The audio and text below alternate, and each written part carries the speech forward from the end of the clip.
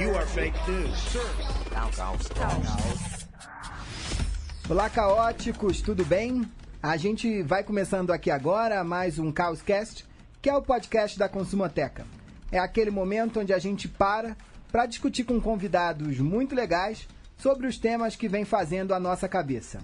A gente vai começar aqui mais uma pesquisa e sempre com o nosso time de todo o tempo, de todos os dias, de todos os momentos. Marina Ruali, que é head de pesquisa lá da Consumoteca, e ela ajudou a gente a entender por que o povo não está se entendendo mais.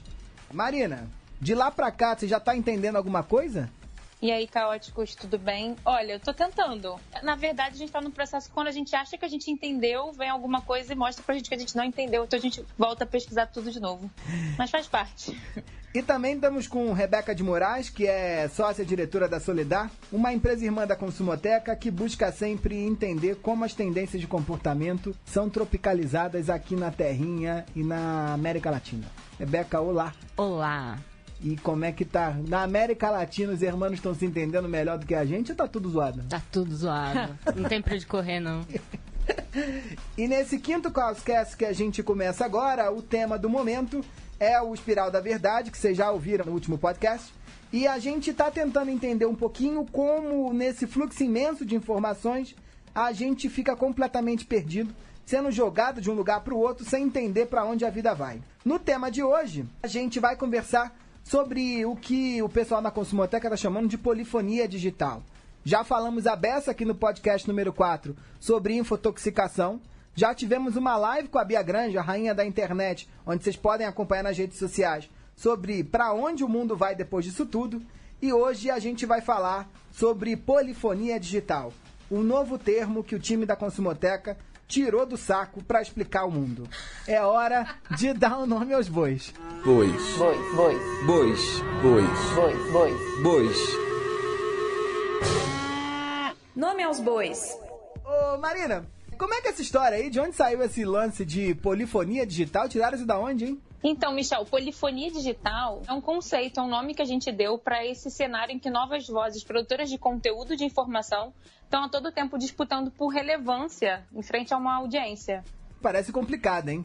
Mas como a gente não sabe resolver temas complicados sozinhos, a gente convidou 2 convidados super importantes para ajudar a discutir esse tema e entender como o Lab pode ajudar a gente a se localizar melhor no mundo e a entender melhor o mundo. A gente trouxe aqui hoje o Matias Pinto. Ele é produtor, editor, apresentador, operador de som aqui no Estúdio Central 3, onde a gente grava o Caoscast e onde os principais podcasts do Brasil são gravados também. Ele é historiador de formação. Ele apresenta, como eu já disse, podcasts infinitos aqui na firma. E também o Xadrez Verbal, que é um dos 10 podcasts mais ouvidos no Brasil e faz um sucesso absurdo, longuíssimo, né? Vocês têm que quase dormir aqui dentro para gravar um podcast daqui. Sim, né, sim. Matias? Eu costumo sair sexta-feira, né? Que é o dia que a gente grava o Xadrez Verbal, porque justamente é uma revista semanal de política internacional em formato podcastal. Então, de vez em quando a gente fecha essa edição já de madrugada no sábado, editando aqui. Principalmente o primeiro programa do ano, que bateu 5 horas. Eu acho que deve ser um recorde no Brasil, um podcast de 5 horas, porque a gente colocou um mês de informação defasada numa edição só. A gente saiu daqui às 3 da manhã, então uma rotina Vocês saem puxada. Infotoxicados, hein? Deve Opa. ser infotoxicação Sim. pura fazer o Xadrez Verbal. Pois é. Então ninguém chame Matias Pinto para tomar uma cerveja na sexta-feira, porque ele tem compromisso com a política internacional. Sim, né? sextou pra mim significa outra coisa.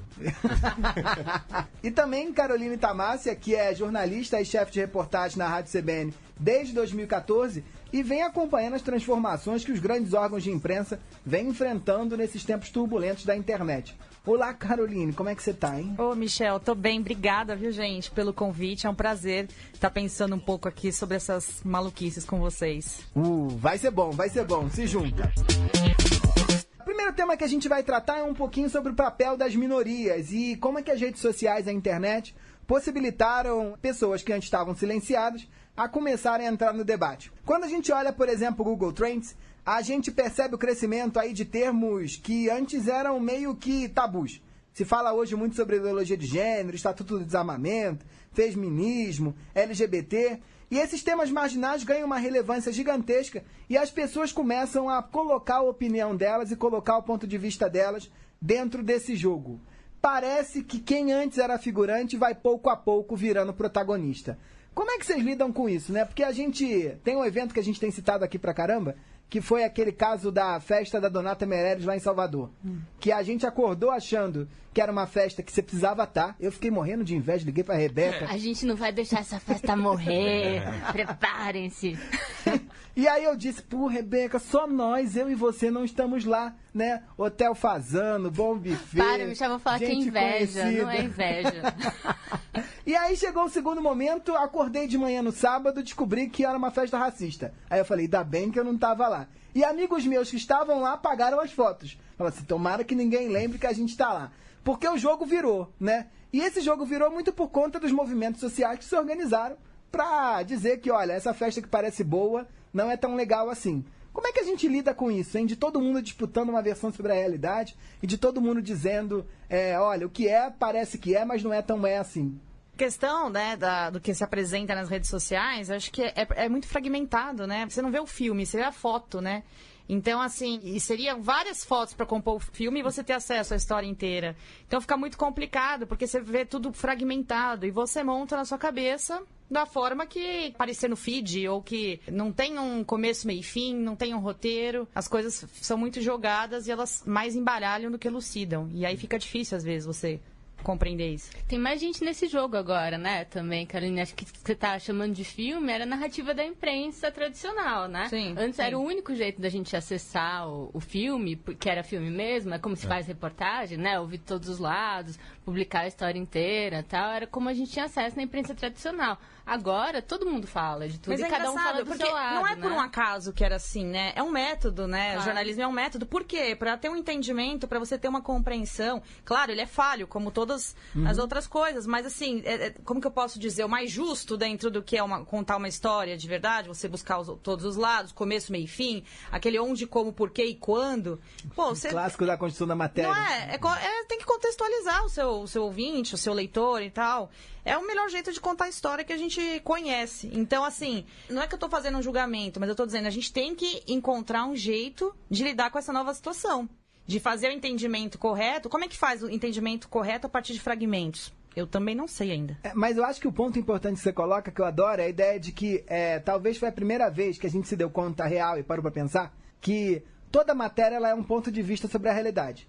Só que é um ponto de vista que tem um método. Tem método. Né?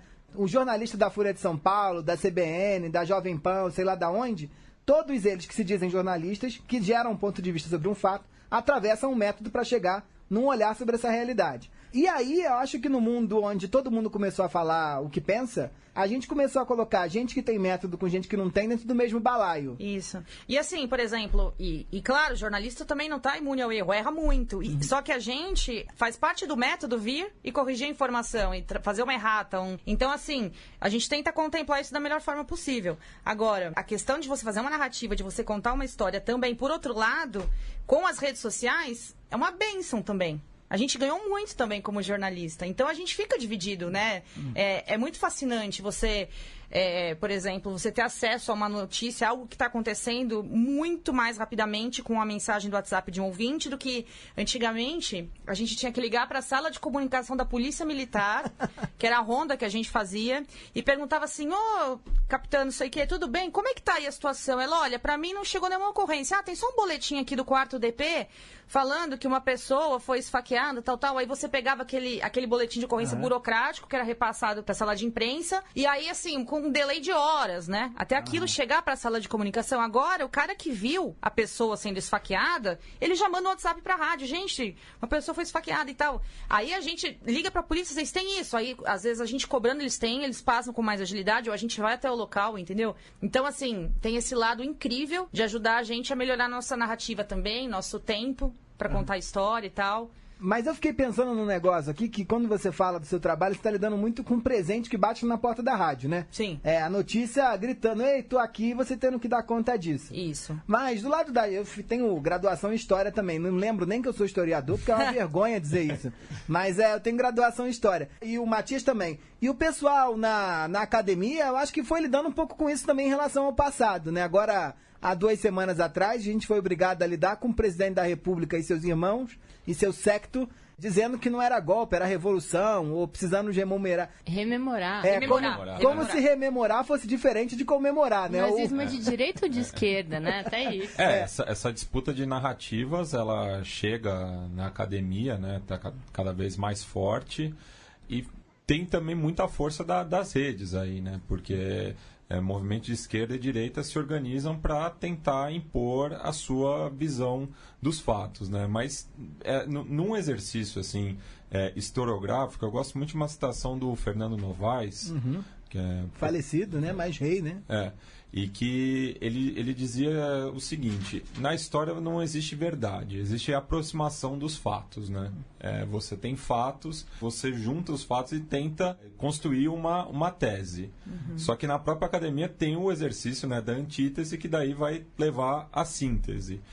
Mas daí é uma questão justamente que necessita do distanciamento. Então, eu caminho nessa direção. Eu tento seguir esse caminho aí para justamente não cair em cilada. Isso é uma guerra, hein? Só para fazer aqui uma correção, Fernando Moraes é vivo. Fernando Novaes é vivo.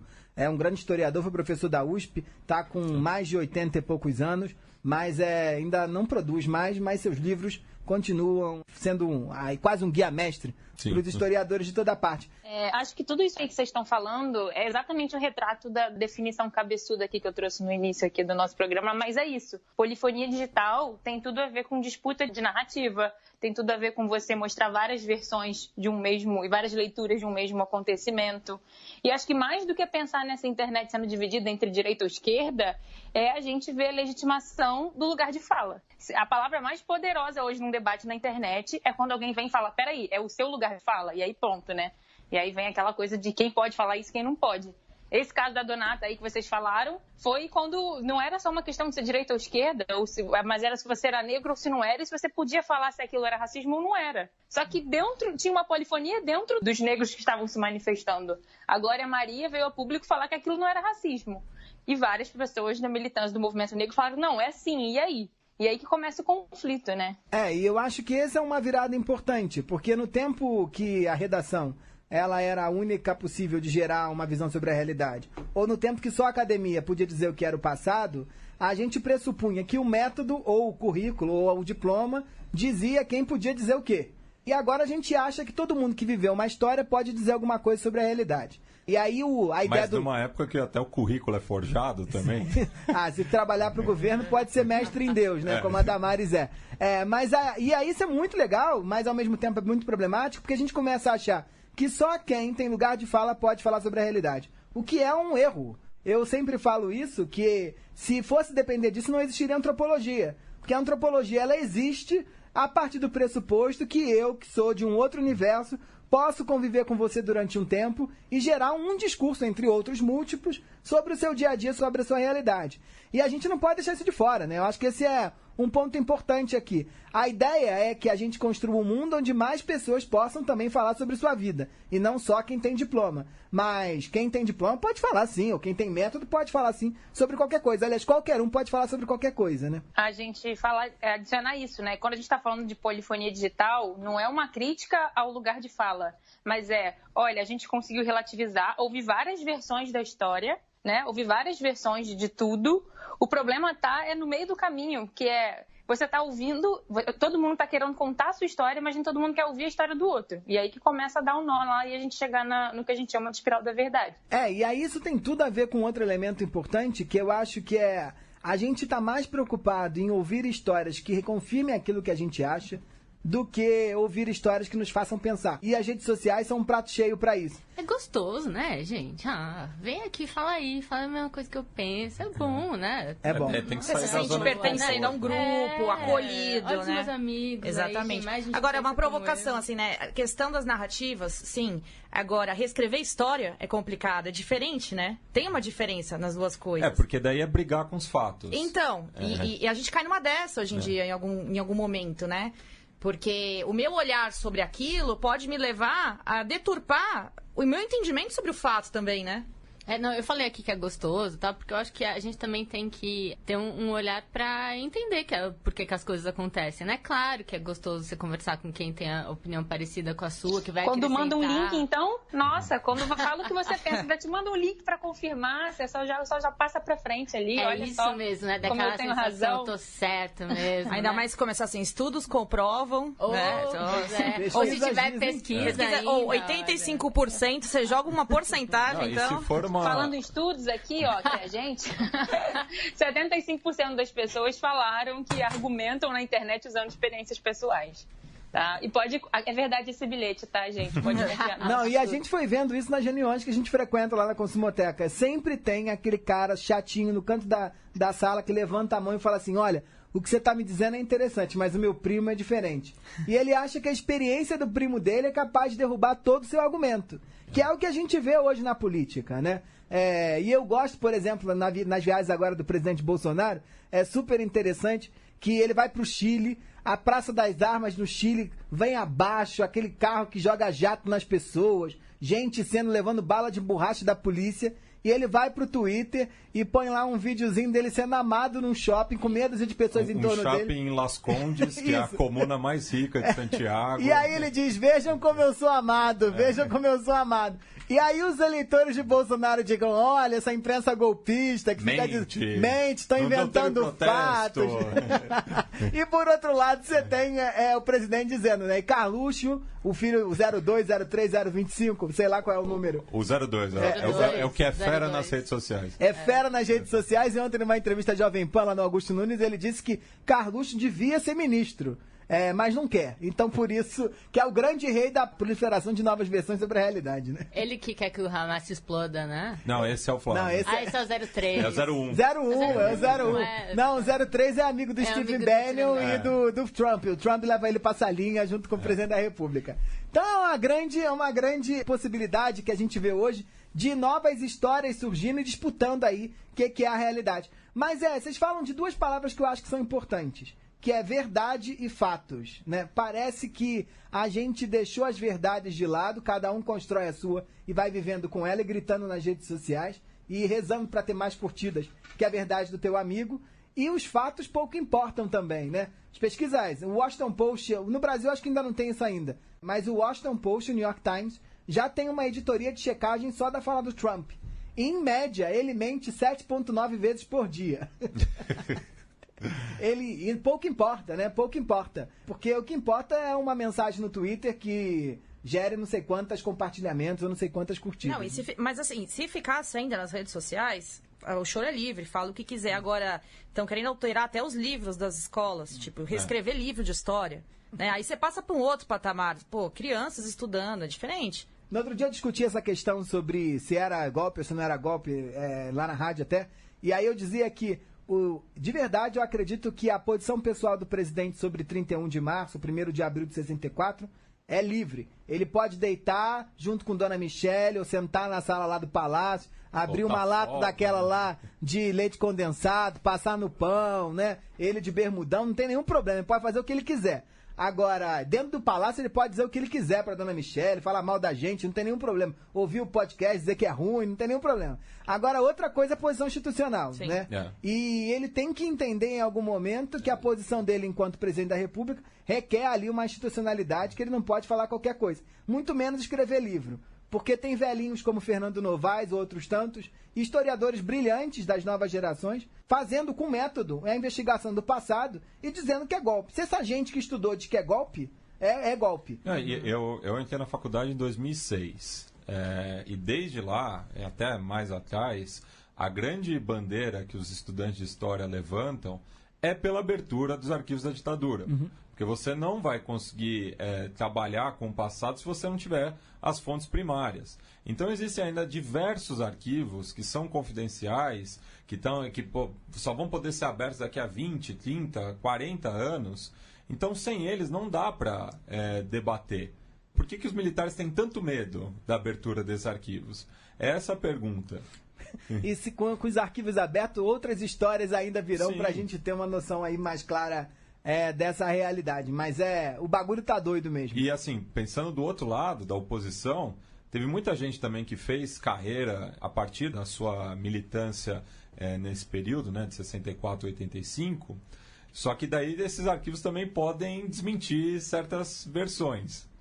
Então também teriam carreiras aí políticas que seriam abaladas. Então também tem gente da oposição que não quer mexer com isso. Deixa quieto. Mas para isso que servem os fatos, né? Pois é. Para ajudar a gente a atualizar nossa visão sobre a realidade. Fiquei pensando aqui, nesse negócio todo, o mais doido é que cada dia surge um youtuber doido aí que tem uma visão sobre a realidade. No outro dia eu estava no aeroporto de Congonhas e tinha uma galera, sei lá, centenas de adolescentes correndo de um lado pro outro para abraçar uma garota.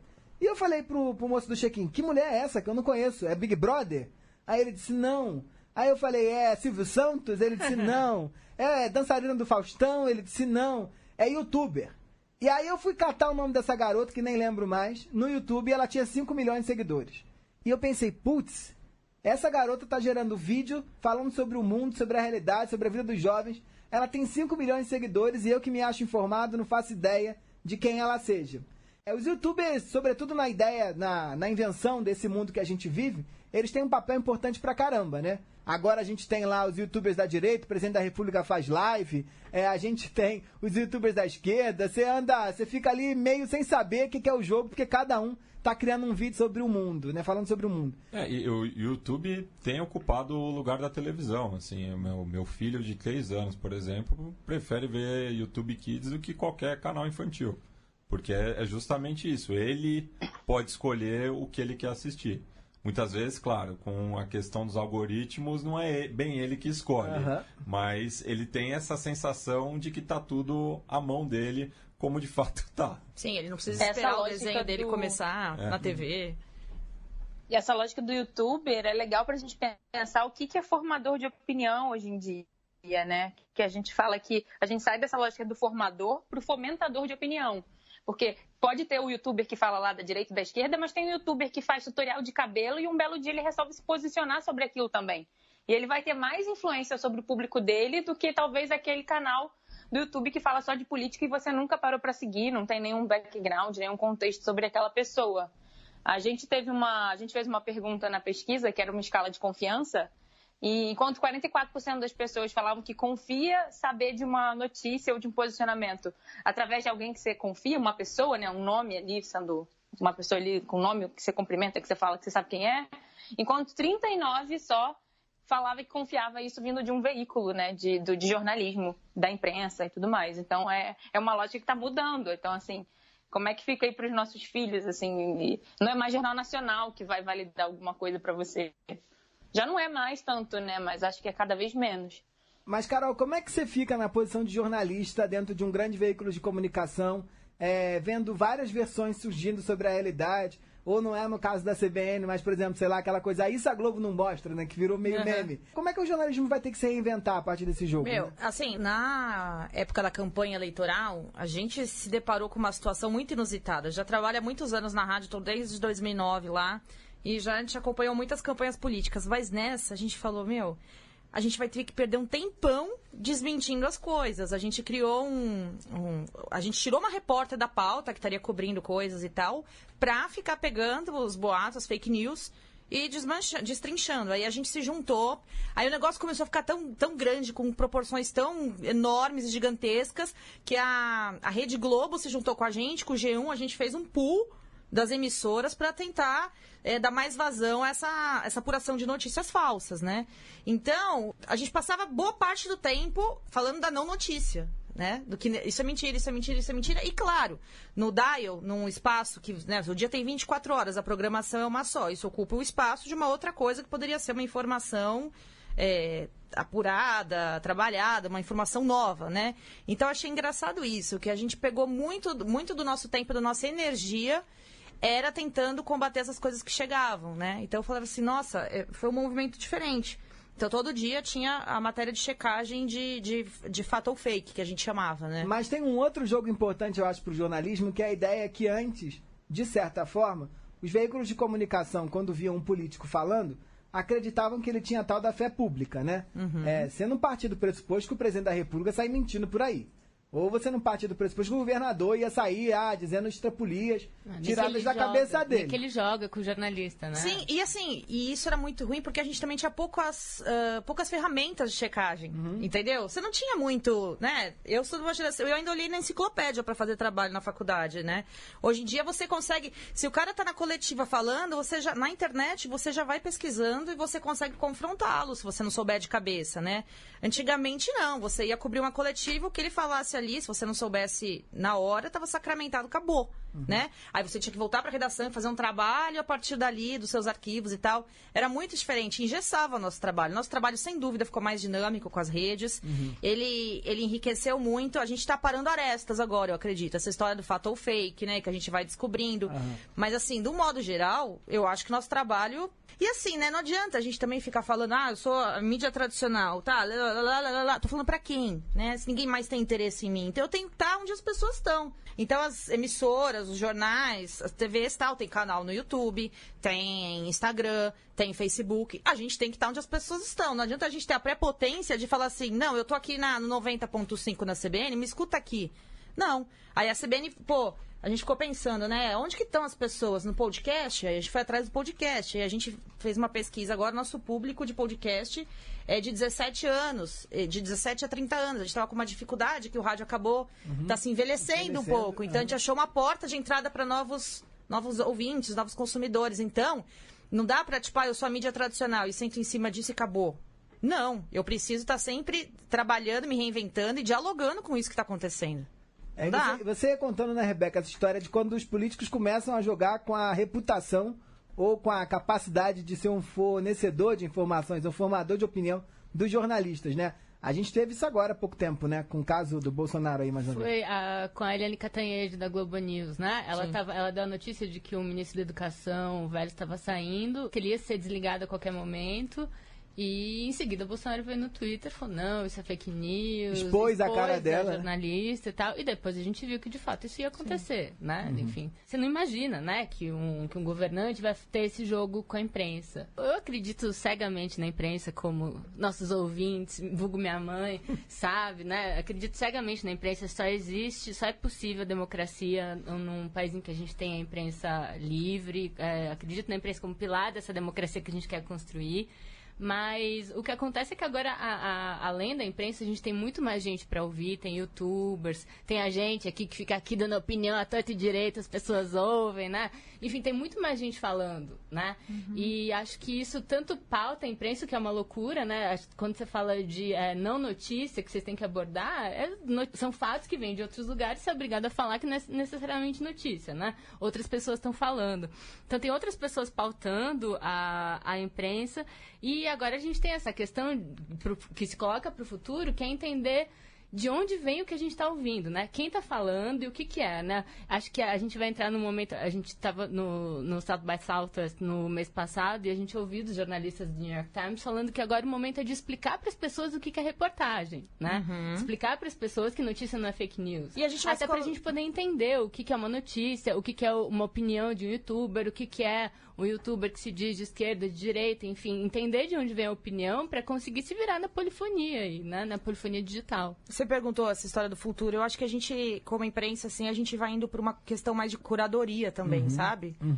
Porque tem muita coisa boa sendo falada por pessoas. Que bom que essas pessoas estão falando. Algumas pessoas estão conseguindo ter voz. Então, assim, a gente pode fazer curadoria desse material. Traz esse cara pra grande mídia. Esse cara que tem um papo bom, que dificilmente apareceria. Então, assim, a gente tem que ver essa metade cheia do copo, assim, porque tá ajudando muito, né? É muito legal esse trabalho de curadoria, porque aí você distingue quem tá naquela lógica da cultura da lacração, né? Que é quem quer falar, porque na lógica da audiência da internet, você fala um absurdo, todo mundo vai parar para te ouvir, você vai ter clique, você vai ter like, então você puxa o público para você, que não é bom para a imprensa que está fazendo um trabalho sério, né?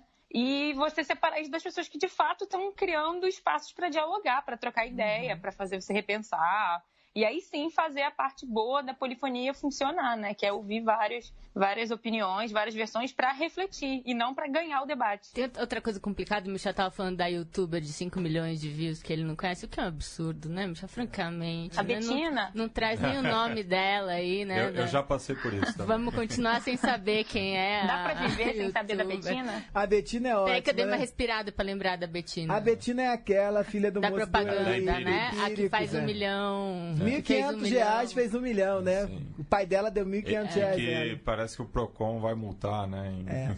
Mas é esse o jogo importante, né? É tão interessante esse negócio, porque quando começam a surgir esses veículos de comunicação voltados para gerar informação para investidores, o CVM vai lá logo no começo tentando regular. Dizendo, olha, você não pode falar esse absurdo que você está dizendo não, tá? Porque você está influenciando muita gente. E eles dizem, eu só sou uma plataforma de conteúdo, você não tem nada a ver comigo, se fica no seu lugar, o teu papel é regular o agente econômico. A gente pode falar o que a gente quer. E aí vai a Betina e conta essa história, e o Procon vai lá e quer multar ela, mas ele também não pode. Porque no outro dia vi até Mara Luque falando sobre isso, comentando sobre isso, e ela dizia, Mara Luque, grande jornalista, aí, especialista em economia, e ela dizia, é possível a Betina fazer esse 1 milhão até 30 anos, começando, sei lá, com R$1.500? É possível. Se você olha os investimentos, é possível. Só que é quase impossível de tão possível. Você entendeu, né? O que eu quis dizer. Mas é quase igual na loteria. É possível você ganhar na loteria? É possível. Mas você vai ganhar.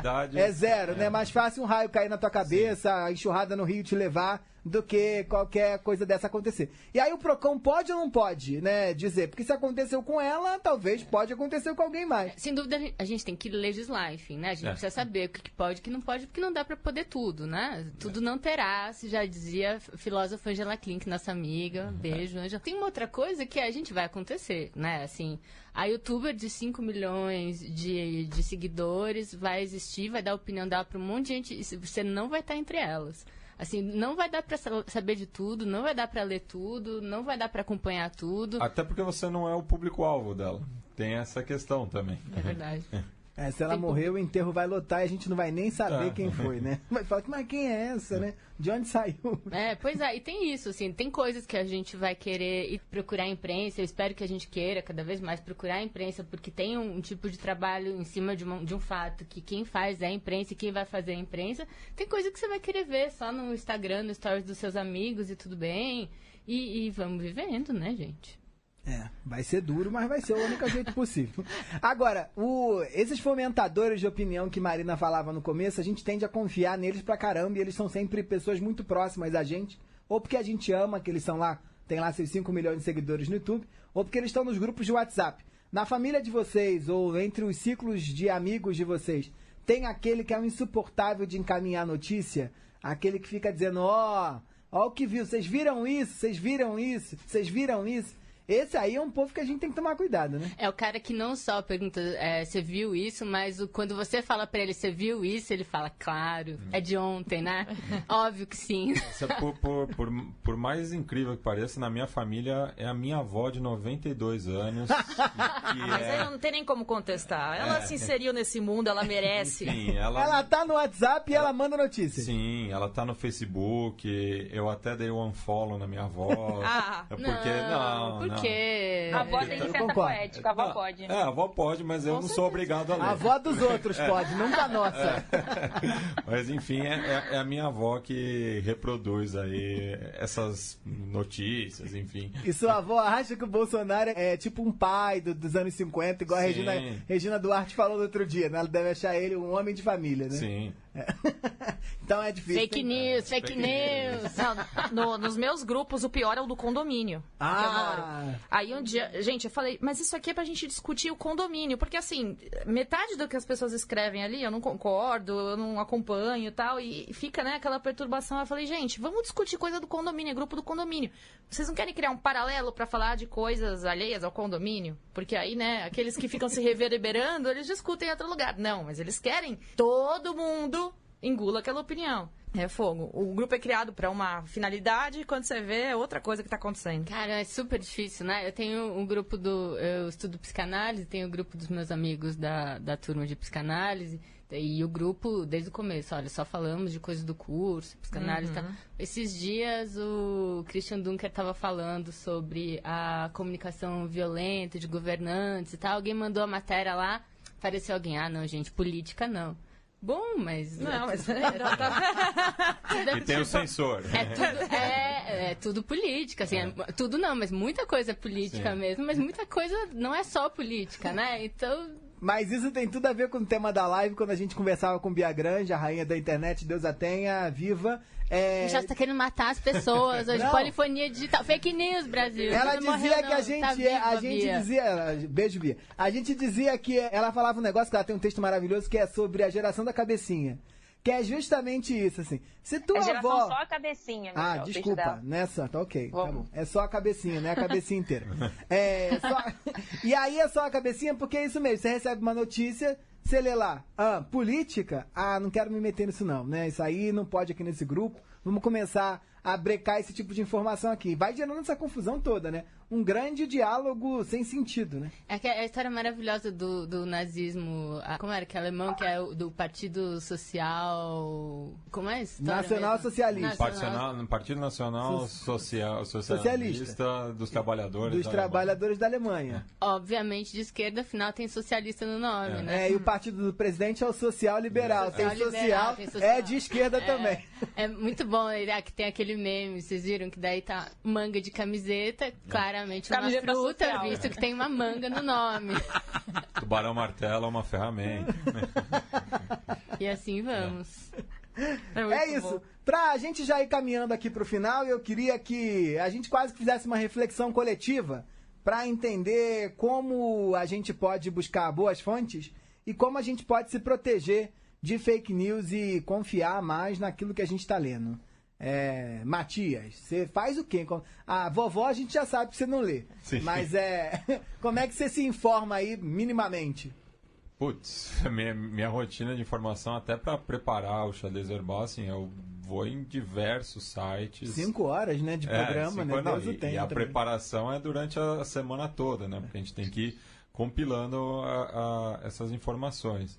Mas eu apoio muito a imprensa independente, assim, né? Consumo bastante, com bastante seletividade também. E imprensa independente é quem? Porque eu, apesar de também ser um entusiasta da imprensa independente, quando eu vejo um link do Brasil 247, justamente, eu falo assim, é isso mesmo? Tem que ter um filtro, né? Então, não é qualquer site independente que passa pelo meu crivo, assim.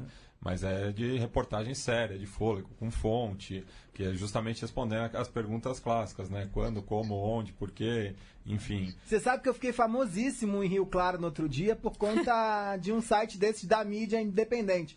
Não sei se você conhece, o Tijolaço. Sim, do Tijolaço Fernando Moraes. Não. Nocaute é do Fernando Moraes. Tijolaço é de alguém que a gente não sabe quem é. Mas se a pessoa quiser se identificar, por favor, mande cartas pra gente. Tijolaço fez uma vez, eu saí uma matéria grande no UOL sobre a minha tese de doutorado, que é sobre os ricos brasileiros. E aí, o Tijolaço quis dizer que eu, que tinha doutorado em antropologia, era contra os ricos brasileiros, que eu queria dizer que eles não prestavam.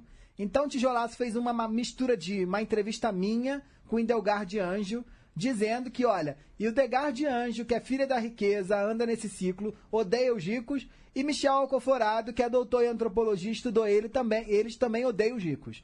E aí montou essa matéria, e tia Zezé, que é tia de Rebeca, mora lá em Rio Claro, vive doida dentro do celular, na mídia independente também. Esquerda fervorosa. Esquerda fervorosa, liga pra ela no dia 1º de janeiro e diz, olha, o seu amigo tá famoso aqui em Rio Claro.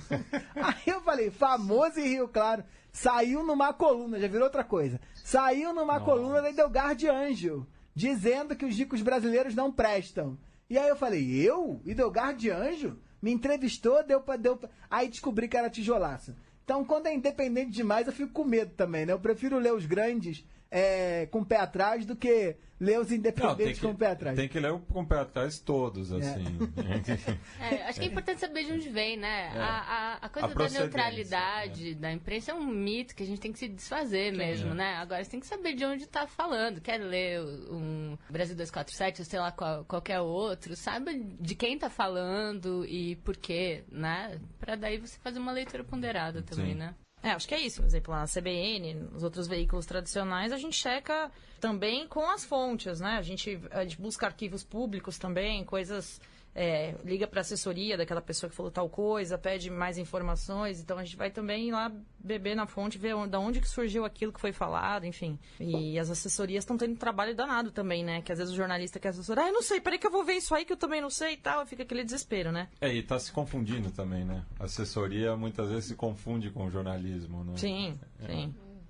É um jornalista, mas ele está trabalhando de outra forma. E só para não deixar passar, porque a gente está falando de política e jornalismo aqui, eu ando cada vez mais espantada com a habilidade dos governantes todos, em geral, de falar que jornalista mente, como eles estão confortáveis nessa posição de ir pro Twitter e falar isso é mentira, ponto. Isso é mentira, ponto, né? Não é isso é mentira, ó, tem um dado, ou isso é mentira, eu vou aqui te dizer, né? Mas daí você diz que é mentira, daí você abraça quem pensa igual a você. Se o homem mais poderoso do mundo tem total liberdade para fazer isso, os que estão... Tá, o melhor estilo, se os fatos não me agradam, azar dos fatos, né? Isso, o melhor estilo. E é difícil, às vezes o pessoal vai pra coletiva, abre pra 3 perguntas, uma coletiva de imprensa. 3 perguntas do tema que eu tô falando, coisas assim, né? Então... realmente é um desafio, mas assim, eu acho que os desafios nos fazem crescer também.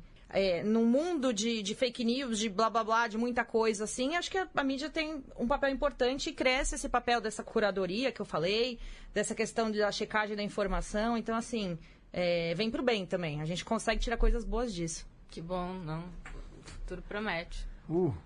Mas, ó, já caminhando aqui pro fim, a gente traz sempre aquelas dicas culturais de livros, palestras e informações, onde os nossos convidados e os mortais que aqui sempre estão, Rebeca de Moraes e Marina Roale, e eu, trazemos aquilo que vem fazendo a nossa cabeça nos últimos tempos.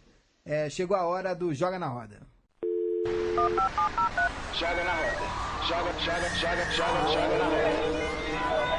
Joga na roda.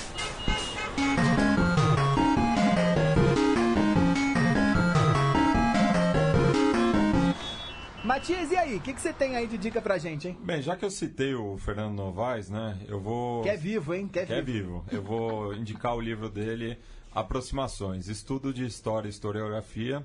Foi organizado por ele e pelo Pedro Pontoni, professor lá da USP também, que é uma coletânea de artigos, resenhas e entrevistas dele falando sobre o ofício do historiador. Putz, isso aí, hein? Isso dá de presente de Natal, esse negócio dele. Ou senão no primeiro date do Tinder, né? Se quiser vender a imagem de que é intelectual. Ótima ideia! Leve o livro no primeiro encontro. Do Fernando Moraes, que é vivo. Claro. Rebeca, diga lá.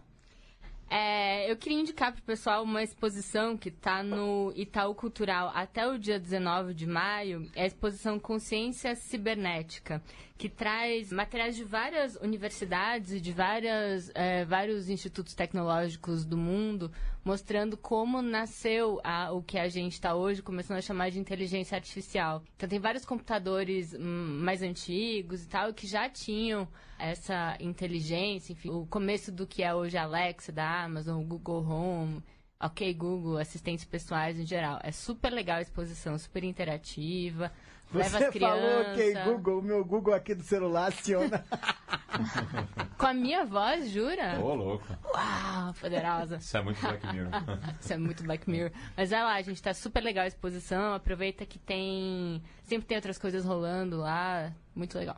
Legal, e você, Carol? Eu queria dar uma dica de um filme que está estreando no Festival É Tudo Verdade, em São Paulo, no Rio também, que chama Mike Wallace Está Aqui, que é do Avi Belkin. E faz parte do 24º Festival É Tudo Verdade, traça a importância desse jornalista americano. Ele inovou um pouco no jornalismo, na televisão, por fazer entrevistas mais informais, um estilo assim, bem confrontador, agressivo assim no sentido jornalístico da coisa, né? Então ele fez entrevistas com o Ayatollah Khomeini, Vladimir Putin, com o Donald Trump lá atrás. Então, assim, ele acabou sendo uma referência para o jornalismo na TV e para várias gerações. Acho que vale a pena assistir esse filme. Legal, legal. E você, Marina? Gente, hoje eu vou indicar uma sériezinha da Netflix que chama Explained. Vocês já viram? Qual é a série? Não, né, Michel? Explained. Ah, eu já vi. Que é uma série que são sempre episódios de uns 20 minutinhos só, que pega algum tema que tá muito em alta, um tema polêmico, e traz ali uma explicação mega didática, e ouve vários especialistas e traz ali um pouco com mais profundidade um tema do momento. Então tem desde astrologia, a legalização da maconha, a criptomoedas, assim, então é bem legal. E qual episódio que você mais gostou? Eu sou louca da astrologia, né? Então sou suspeita pra falar. O de monogamia é muito legal. Legal. E a minha dica é um livro que meio que inspirou a gente nesse começo do trabalho sobre o Espiral da Verdade, que é um livro da Michiko Kakutani. Ela acabou de lançar esse livro, ela era editora da revista New Yorker, e ela lançou um livro maravilhoso que se chama A Morte da Verdade. Notas sobre a mentira na era Trump. E ela vai pensando justamente sobre isso, né? Como é que a gente não acredita mais no fato, está mais preocupado com versões, como é que a internet e as redes sociais propiciaram esse momento onde a gente vai vivendo e ninguém está se entendendo mais com ninguém.